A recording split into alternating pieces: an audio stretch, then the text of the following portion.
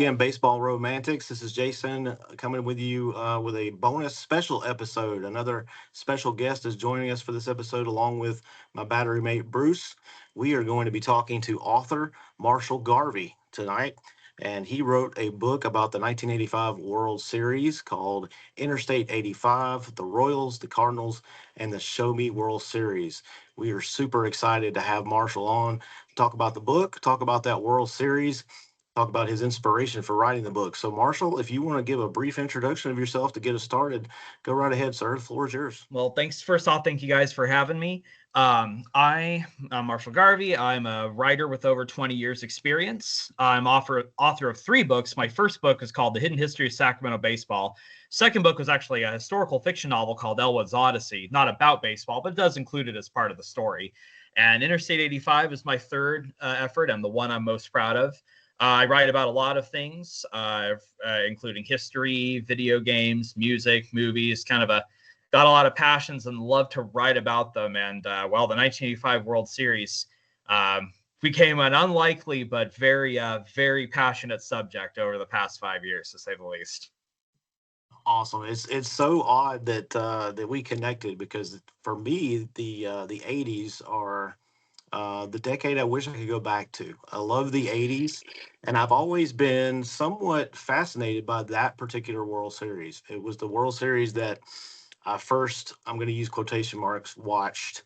I was 8 years old. I still didn't understand the game fully, but my grandparents were big baseball fans. I remember the games being on the television, and that was the first World Series I really kind of paid attention to. So I've always been a little bit fascinated by that one. 2 teams, same state. And it's great that we've been able to connect, because I'm really ready to dig in. The book is fantastic. All of our followers and listeners, I highly recommend it, especially if you're a child of the 80s. A lot of nostalgia, a lot of good, warm feelings of years gone by, and some of my favorite ball players from that era involved in this. So, Marshall, to get us kind of kicked off here, tell us, it looks like some of your roots are in California when it comes to baseball research. So what inspired you to write about the 1985 World Series? Well, what prompted me to write about the 85 series? Well, first off, it was history itself. It was April 15th, 2020. It's a month into quarantine. I'd recently self-published a Sacramento baseball book, but I realized, look, I was already a remote full-time writer, and I realized, well, I got a lot more time to write, and I should just get the wheels turning on baseball book number 2. And my buddy, Jay Daniel, was working on a book about the 82 World Series, Sud Series. I actually got a copy. I'm going to start reading it soon.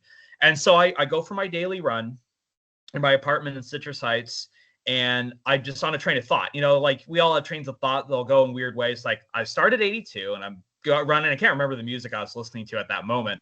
But then I hit 85, and it's just like, oh, it's like when I'm not to make it like it's as culturally significant as this, but like Jerry Garcia, when he opened the book and saw the term Grateful Dead and knew that was the band name, you just have like this epiphany, and it just flooded my mind. Like, no one's really written about this at length, and so I just went on the jog. I came up with the title Interstate 85 while listening to Thunder Road by Bruce Springsteen, which I think that's a pretty good omen right there.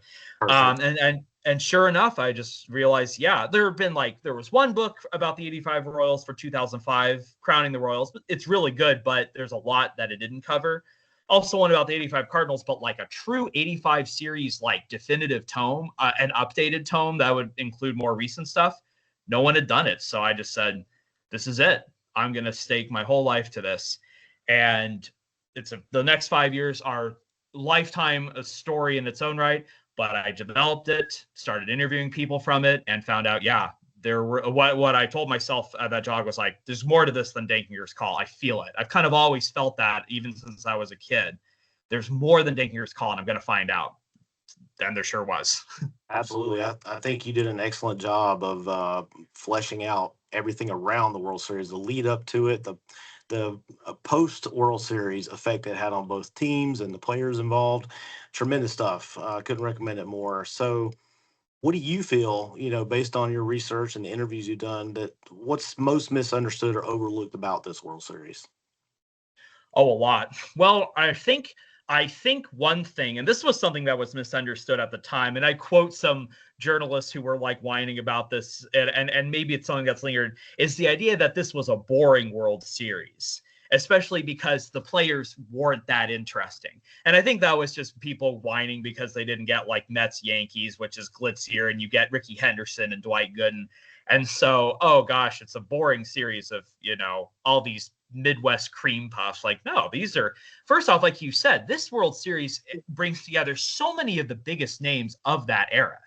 If you're a baseball fan, that's like, you go up and down both rosters. That's just a great collection of talent collectively. Also, the series really wasn't boring. I think that its drama just unfolds differently. It's got a lot of moments that get overlooked, but the way it builds up to Game 6 with the call and all the drama before and after, I think is just super exciting. So yeah, there's a lot, obviously, but I'd say, yeah, that the series and the people who made this series possible, players and others, were very captivating people, not boring, not shallow. Getting to talk to them and get their stories really revealed a lot about them. So I'd say, yeah, this series was a lot more exciting and deeper than people have given it since it even happened. Yeah, I never heard anybody call George Brett boring, for sure. Right. So that's not a term associated with Brett. Bruce, I want to give you time to jump in here, man. You want to ask or expand on anything we've discussed here? Yeah, so Marshall, you mentioned the obvious elephant in the room, Denger's missed call at first base. So even Royals fans, I think at this point, will kind of admit that, hey, listen, maybe he missed that one. But while you're doing this research, while you're putting together this story in this book, how did you balance that standout moment that everyone thinks about with everything else in order to craft this story that you've created? You've taken these facts and you've put them together in a way that's interesting and not just about the one missed call that everybody remembers. So how did you do that? Well, first off, I made sure to be as thorough with my research as possible. In addition to the new interviews, I watched all the game broadcasts over and over. I went through magazines, other books, documentaries, obviously newspaper clippings, a lot of newspaper citations. So research was thorough, but I also just made sure to emphasize certain moments. Especially if it just even specifically the chapter about Game 6. It's not like I detailed literally every single pitch, but I showed there was a lot that happened before the call, including a missed call in the fourth that basically cost the Royals a run. Even the ABC announcers highlighted it. Yep. And then after, like Royals fans, I honestly don't think need to be shy about the call. There's no question Dankinger missed it, but in addition to the other blown call in the fourth, which I hope people pay more attention to now after reading this, there was so much that happened after the Dankinger call. And it's kind of surprised me that some people just, I figure people at least remember the Balboni pop-up and like other things, but like, man, people have just ossified the call as like, that was it. No, it was not. There was so much that happened after. Of course, there was a Game 7 the Cardinals could have won. They could have even just clinched in Game 5 at home, and the Royals easily won that. So I really made sure to let each game and each key moment breathe on its own to show when your series goes 7 games, it's not going to come down to one moment. Right, and I think that's great that you point that out. I'm glad you brought up the fourth inning. I think nobody pays any attention to that moment that did cost the Royals something that could have made that call later a non-issue, right? Or it probably doesn't even happen because the reason the Dankinger call happened is because of the lineup spot. It was Pat Sheridan's spot, and then there was managerial maneuvering. Darryl Motley comes in, and then Herzog counters, and then Hauser puts in George Orta against Todd Worrell, which really isn't ideal. But what if it starts with Steve Balboni's spot or someone else, and it's tied 1-1? You can go back and forth on all day, but again, if there's going to be all this obsession with the call, then, well, what about the what if of the fourth inning? It's just right. And I think that's the beauty of the game in general. All those things you just described, they switch this person for this person for this person, and this one call, whether it's the Dankinger call or the fourth inning call, whatever one you want to grab, changes the flow of the game, changes the impact of the individual move of maybe the Motley move, or maybe, whichever one you want to pick. And I think we all as fans sit back and say, oh, that one moment is the defining moment, when in reality, it is this confluence of moments that make baseball beautiful. And that is illustrated in your book. The way you bring it out and the way you talk about it, fans will absolutely see that, feel it, and really identify with it. And I don't think you have to be a Royals or Cardinals fan to do that. I think you have to be a baseball fan to do that. Absolutely. Exactly. Very well said.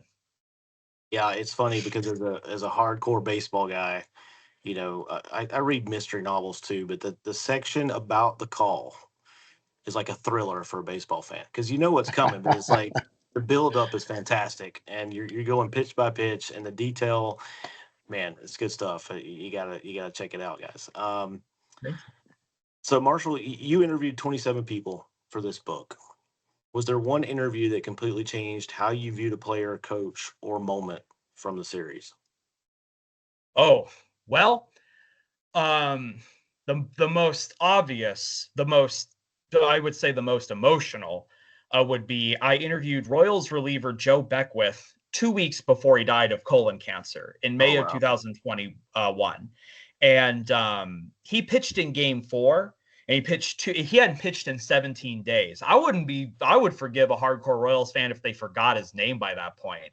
But he pitched 2 scoreless innings. He shook off the rust. The Royals lost the game, but it's still part of the continuum of winning the World Series. So it made me, even though it just seems like two innings in a game they lost, I appreciated that effort and paid more attention to that game in a new light. Oh, there are so many, just so many things I learned. Yeah, behind the scenes stories that made certain moments jump out more or revealed certain things anew, obviously. But if I had to center on just one, I would say, and I even dedicated the book to him along with a few other people. Joe Beckwith. That was very moving, and I'm glad I got to recount his description of Game 4. And those 2 innings are the only innings he pitched that entire postseason. As you know, you mentioned the disconnected time, but just imagine that emotion and that drama of not pitching, say in the ALCS, and here you are in the World Series. I know that, like you said, they lost the game. I get that, but still, that's a big moment either way. It's a huge moment. Again, it was still a winnable game. They were down 3-0. It wasn't like mop-up work. And you're making me think about infamous moments of rust. Think about like Michael Wacha not having pitched in a month in the 2014 NLCS, and he gives up the homer to Travis Ishikawa. It's no small thing to just shake off that rust at the highest level and pitch well. So yeah, I appreciated like both that moment for Beckwith and lots of other little moments that aren't so little when you really think about it. Yeah, definitely. And kind of expanding on that, as you were doing these interviews, I was kind of taken aback. I was telling Bruce before you came on about just how devastated the Cardinals players were, and the apparent lack of emotional recovery before Game 7. But not only that, but the aftermath. I mean, seems like Todd Worrell still carries some scars. Were you impacted by any interviews or just in general by the Cardinal players and how they still kind of carry this with them? So that is such a great question because getting to talk, I've interviewed 7 of the 85 Cardinals, including Ozzie Smith, and that aspect, like doing them justice, was very unique and kind of complex. As my answer to that would be, the emotions kind of change, seem to differ player to player. Ricky Horton, is at peace with it. Helps he got a ring with the 88 Dodgers. One of the most unique ones was Kurt Kepshire, was left off the playoff roster. He's haunted by it, but he doesn't blame Dankinger. Like, he believes he should have pitched Game 5 and instead of Bob Forsch. And I encourage you to check that part in particular. Very unique perspective.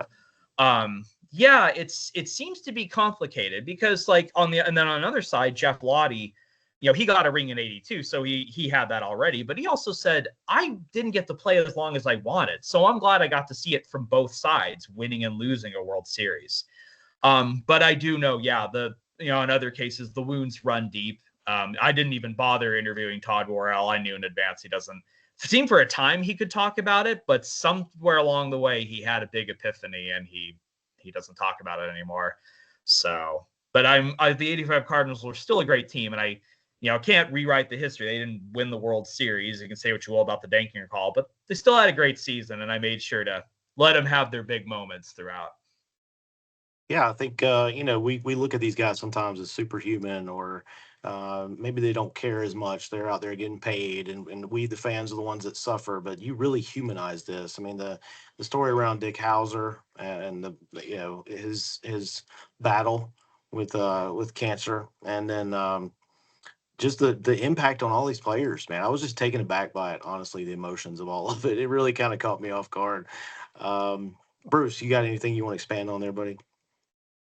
Yeah. I think you mentioned a little earlier how this idea of the interstate World Series in the same state, and how nobody had really approached this topic or this particular World Series before. But when you're doing this research, how did the regional identity and culture of Missouri play into the rivalry between the Royals and the Cardinals, and then how you handled that in a fair way? Because I think the book is pretty well balanced. I didn't read it and see you as favoring the Royals, favoring the Cardinals. I read you as a researcher, and I'm a Sabre member as well, just as you are, and I'm doing my own research. So I know that can be a challenge when you find something that you really dig into, right? So how did you make that happen in such a way, and how did the culture play into that? Well, that's an excellent question. The provincial aspect, the all Missouri aspect, like turned some people away at the time, and probably even the year since. Absolutely captivated me. It was fun to capture. First off, one cultural thing that really informed my research was capturing what the series meant to the entire state. Whether you were for the Royals or Cardinals, and there's a big rivalry with Kansas City and St. Louis. If you were from Missouri, you were just proud of the series, period. Everyone, even in the smallest rural towns, was living and dying with every pitch. And I loved getting those newspaper tidbits and putting them at the right place. I think I touch on the Kansas City St. Louis rivalry in chapter 2. I feel that's a whole other book in and of itself. I basically showed that, and again, with both cities are great, both franchises are great. I think there might be a little brother thing from Kansas City because St. Louis is the older city, and it got to have a lot of prestigious accomplishments early on, including with the Cardinals winning all those World Series.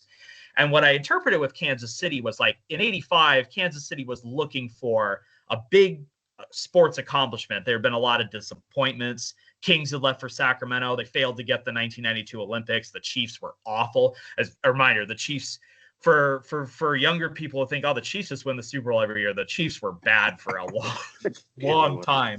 So there was, and Kansas City was in a bit of disrepair in '85. Union Station needed a facelift. 18th and Vine was in disrepair. So I kind of used that. That was another cultural thing, was like Kansas City needing like a shining moment sports wise. And winning against the rival city had to just make it all the sweeter. But also, just I can't do justice to both cities. They have their own histories and their own identities. But yeah, I would say, just to summarize, focusing on Kansas City, looking for a big accomplishment, the passion, the rivalry fueled, and just regardless what it meant to the state of Missouri, that's what really informed my research. Yeah, and kind of playing off that, Marshall, what are your thoughts on, because you touched on this a little bit at the end of the book, but your interleague play. So these two teams didn't used to see each other unless they played, obviously, in the World Series. Now they play each other in interleague play. Do you think that has added to the rivalry? Does that take away? Let's put it this way: if we get another interstate series between those two, will it take away from it with them having played each other in interleague play so much now? I don't think it will. I think the interleague play, some people, interleague play is one of those things that can divide fans. I'm cool with interleague play. I think it actually adds to the rivalry. Again, I mentioned, I think before the meeting started, I went to a Royals Cardinals game last August, and like, oh my gosh, the stadium was not only entirely almost sold out, it was half red, half blue. I think it adds, it's not too many games per year, so it gives life to the rivalry and makes you appreciate what it means to both fan bases. I think if we got a rematch, it wouldn't be cheapened by interleague play. I'm not sure if we'll ever get a rematch. It's especially with the expanded playoff field, but you can always hope. It would be fun. I'll admit it would be a lot of fun, and I'm also a fan of interleague play. But yeah, I thought about that with the uniqueness of that. The two teams from the same state, the only way they could play each other is in the championship. So it was just kind of a perfect storm for Missouri for sure. It was. Bruce, you got anything else? Yeah, so Jason just brought up a more modern aspect of the game, talking about interleague play. I'll raise my hand to be the guy who doesn't care for interleague play that much, but that's a different podcast episode, I think. The pros and cons of interleague play. What do you think that we can take from that 85 Royals Cardinals series?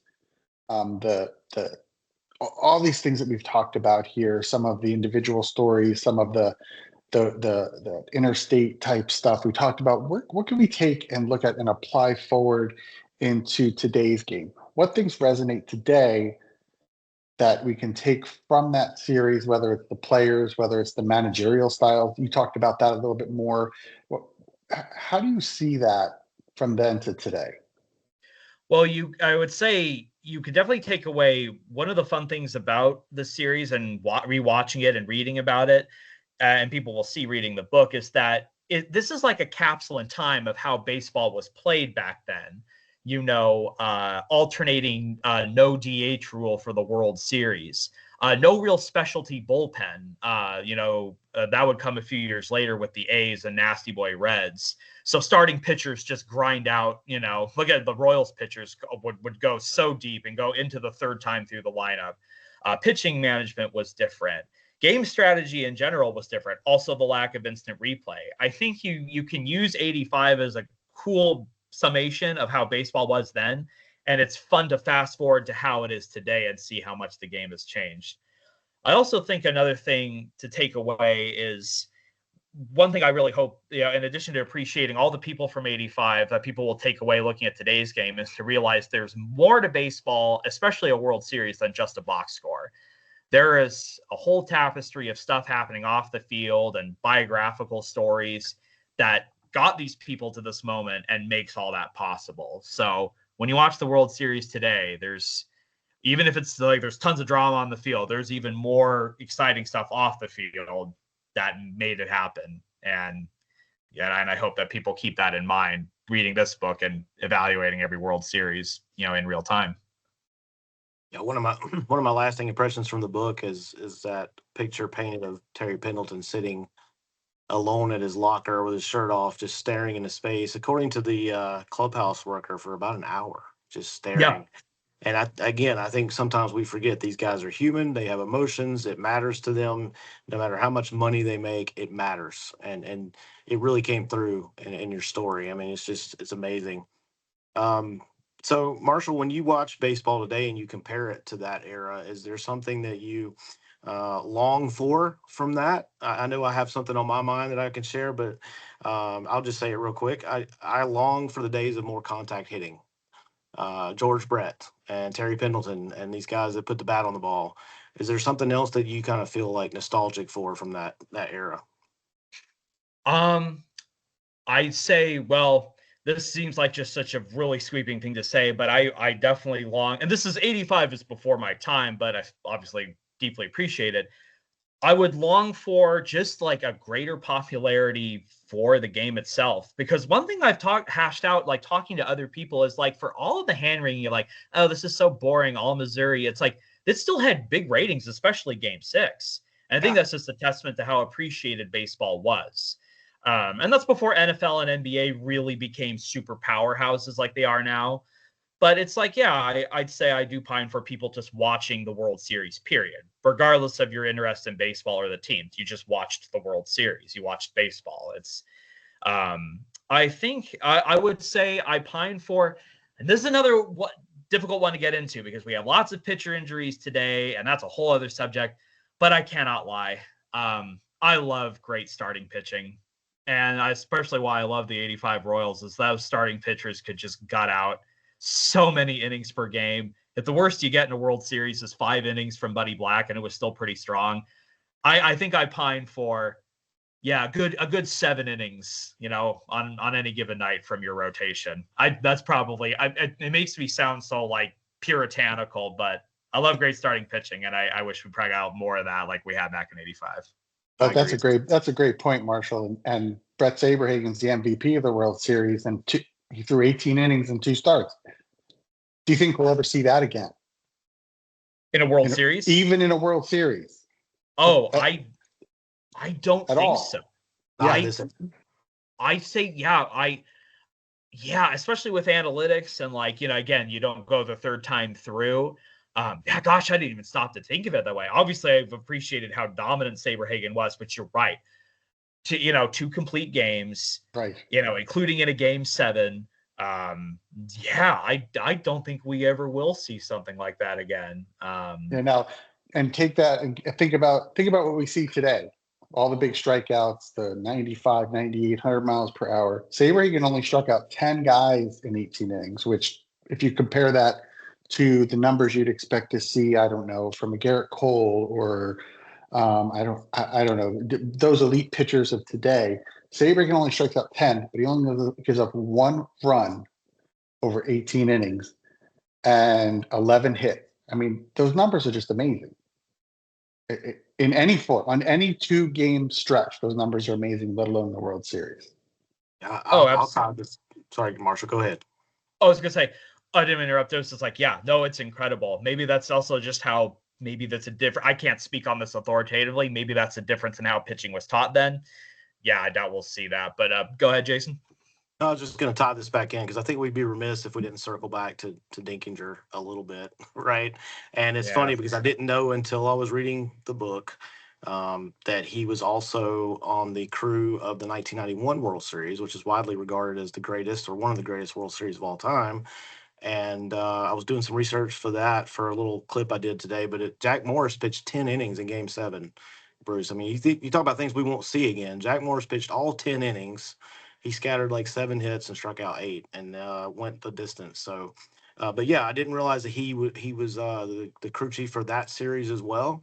And I guess when we circle back to him and all this, and he is kind of the central figure, what is your opinion on the aftermath for him? It seemed like he got through it okay, probably better than I would have expected. And I know none of us want to be judged by our worst moment. So it seems like he was a really good umpire. Do you think that's been lost, or has time eased that for the Dinkinger family, especially? I do think his reputation as a great umpire definitely gets overshadowed by the call. And I really went to great lengths to illustrate that. He had a long career, lots of big assignments, got to judge a lot of great history, including 2 perfect games. He was the home plate umpire for the Bucky Dent home run. He did a great job. I emphasize this, especially because how's this? Brian Harper would have been the hero in Game 6 of the '85 series, and then in Game 7 in '91, it comes full circle with Harper as full-time catcher for the Twins and Dinkinger's behind him. And I even asked Brian, and Brian still in a not toxic way, he does carry a grudge about Dinkinger, and I swear it wasn't like in a bad way. I get he wanted to be the hero, but I asked Brian, like, how did Dinkinger do in Game 7 '91? He said, "Oh yeah, I did great. Overall, just the strike zone was consistent." Dinkinger was a great umpire, and a great guy too. And he was devoted to his community in Waterloo. He's married to his wife for 60 years and only ended him when he passed away. So I think Dinkinger is a great guy, great umpire. He wasn't like, one thing I'll say about the vilification of Dinkinger, maybe not that it would justify death threats. Maybe if he was like the Angel Hernandez of his day, big, mouthy, terrible at his job, confrontational. Dinkinger was just a really classy and reticent guy. He didn't really invite that kind of scorn, but he learned to live, even though I think his reputation should be stronger, he learned to live with the call. He weathered the additional storm, even a death threat here or there. And then he starts showing up at Cardinal events in the 2000s, signing, oops on a picture of him and the Orta and Worrell. Even goes to a Royals reunion in 2015. So he learned to live with it. He embraced it, and he would just say, like, hey, life goes on. Just enjoy it. So I really admire him for that. I really liked it. I forget, it may have been the next season or a couple seasons later, he was behind the plate for a game, and Terry Pendleton walked up to the plate. And if you know Terry Pendleton's voice, you can really picture this. I can't do Terry's voice, but he said in a harmonic tone, I believe is how you put it, "Hi, Don." It was game one of the 91 series. And the Thank thing you. about the Thank you. 91 series is it was a semi-reunion of I-70 series alumni. Pendleton, Harper, Dankinger, Charlie Liebrandt, Lonnie Smith, and John Sherholtz. Oh, So that's wow. part of why I detailed it in chapter 11. But yeah, Pendleton, if you think 6 years had eased that or it was down the memory hole, yeah, Terry Pendleton came up for his first at bat. You know, it's Pendleton's breakout MVP season. He just sees Dankinger, just goes, "Hi, John." When I found that in the newspaper, I was like, "That's going in." That's got to go in. Marshall, are you working on anything new that you want to share, or are you just still kind of working on this book, kind of getting the word out about this one? Oh, definitely focused on getting out the word about this because, yeah, this book was a long development process. Again, it's quite the story. I'll tell in a published article, hopefully by the end of the year. This is my third published book. They were all done in rapid succession. So I'm taking a couple years off before I get to my next book, whatever that may be. I've got plenty of ideas. But I'm still busy with writing. I've got my Substack, Marshall Arts. If people want to check me out there, I have a gaming blog, Last Token Gaming. Go to my writer's website, marshallpgarvey.com. I want to do more freelance stuff. I'll be busy with writing in many ways, but no new books for a little while. I'm definitely going to focus on this, promoting this for a while, especially for this amazing 40th anniversary, including 1 week from today on George Brett's birthday. I will be at the 40th anniversary reunion gala, and I will see all these guys, and it's going to be an amazing time. That's going to be fantastic. Marshall, anything else you want to share with the audience? I'll just say again, I had a ball reading this book, and I know most of our audience is older, like myself. So I know they will enjoy the nostalgic part of it and just the baseball aspect of it, the human aspect of it. Fantastic stuff. Anything you want to add? Well, first off, thank you so much. Hearing that makes me so happy. It's everything I dreamed of, and I'm glad you appreciated the nuances of what I was going for. But yeah, just everyone, yeah, it's Interstate 85, the Royals, the Cardinals, and the Show Me World Series. Got the nice cover here with Brett and Sabes and Ozzy. And you can just get it anywhere. You can get it through Amazon, Barnes & Noble, all major booksellers. Right now, if you get it through University of Missouri Press, that's my publisher, their store, we have a sale through May 31st. Put in Ball 25 as your promo, and you get 40% off. So everyone definitely get it. And if you liked it, leave a nice review on Amazon. I'm glad to see people are really enjoying it, and I'm proud of it. And it was the project of a lifetime. Couldn't have imagined a lifelong Californian and Dodgers fan would have his whole life reshaped by the Royals and Cardinals. But I'm honored and blessed to have been the one to do this book, and really grateful to talk to you guys. This was great. Dare I say, how can you not be romantic about baseball? All right, Marshall, thanks for coming on, man. We really appreciate it. We'll share the link to your book again on our page, and look forward to what you're doing in the future, man. Let us know what's going on with you. You bet. I sure will. Have a great night. You too. Take care.